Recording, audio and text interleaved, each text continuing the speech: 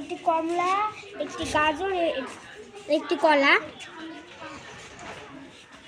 কিসের কাজ ছিল এটা? হাতের কাজ। স্যার আমাদের দুজনের সেট। তোমরা দুজন বানিয়েছো একসঙ্গে? কি কি বানিয়েছো বলো? এখানে দুটো সন্দেশ আর একটা পুরি, এখানে চা আর এগুলো বিস্কুট। এটা জিলাপি আর দুটো বিস্কুট। একটা জিলাপি আর দুটো বিস্কুট। বিস্কুট তোমরা দুজনে একসঙ্গে বানিয়েছো? যাও। একটা কুমড়ো আর দুটো পাথরের মতন আর একটা থালা। কি বানিয়েছো? ছোট্ট একটা থালা আর একটা কুমড়ো আর এই দুটো পাথর। ওইটা কুমড়ো। হুম। আর এই থালাতে কি কি আছে? না এমনি পাথরের মতো। এটা থালা বানিয়েছো না? হুম।